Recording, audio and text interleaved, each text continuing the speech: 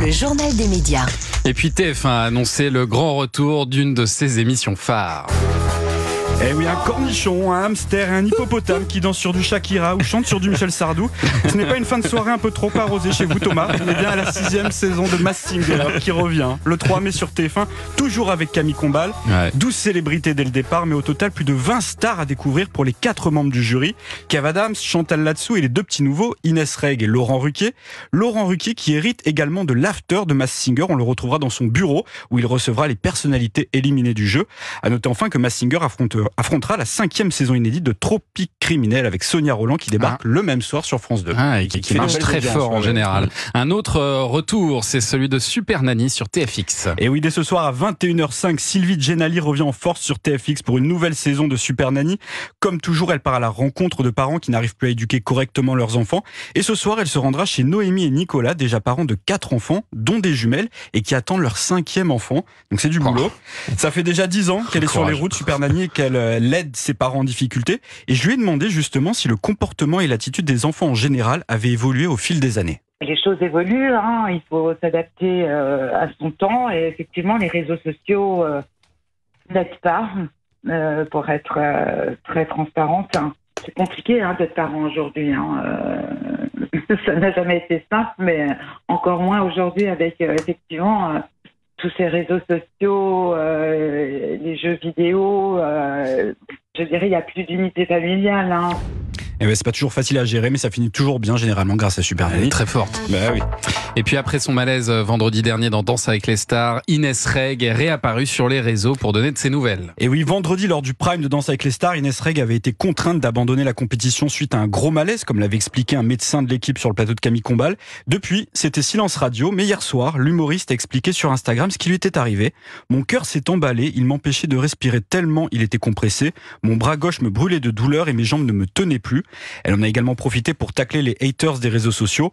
Je ne vais pas lâcher, les méchants peuvent s'égosiller et mentir. Moi, nous, on se donne, on hurle notre amour et on prouve que c'est toujours les gentils qui gagnent à la fin. Inès Reg retrouvera donc le parquet de Danse avec les stars vendredi soir sur TF1. Et elle remet une petite pièce dans la machine à haters également. Bon, et puis le tout premier musée Miss France va ouvrir ses portes, ce sera en 2025. Et oui, c'est une info qui devrait plaire à votre intérim de luxe, Thomas Jean-Pierre Foucault, qui vous remplacera justement la semaine prochaine.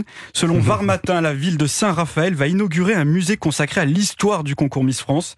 Dans une villa de 500 mètres carrés, les visiteurs auront la chance de découvrir des robes de soirée, des écharpes, des diadèmes, mais aussi 2530 costumes et de nombreuses archives vidéo. Ouverture prévue au printemps 2025. J'espère qu'il y aura également des costumes de Jean-Pierre Foucault. Bien sûr. Directement exposé, peut-être Jean-Pierre lui-même qui accueillera les personnes à l'entrée, bien sûr. Et puis pour terminer, on célèbre aujourd'hui l'anniversaire d'une émission qui a marqué le petit écran. Adieu les limousines avec chauffeur. On en a parlé hier avec Véronica Loubry.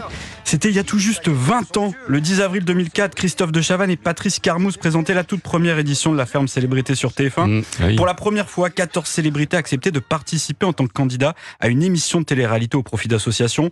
Pendant 10 semaines, coupé du monde, Élodie Gossuin, Evangélie, Mia Fry ou encore le footballeur Pascal Olmeta, gagnant de cette première saison. C'est lui qui avait gagné. Ont dû vivre dans une ferme, vous vous rappelez de ça, sans électricité ni chauffage, tout en effectuant les mêmes tâches qu'un fermier.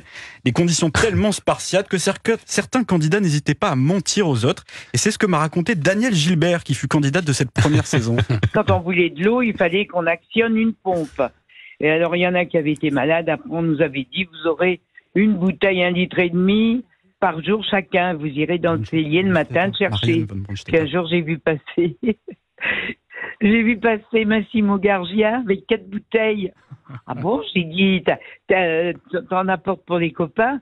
Alors il me dit, non, mais tu comprends, enfin tout ça avec l'accent italien. Je vais faire un film, alors il faut que je maigrisse et tout. Oh non, mais c'était trop marrant. Vous avez passé combien de temps au téléphone avec Daniel? On a passé un bon petit quart d'heure. On a passé un bon moment.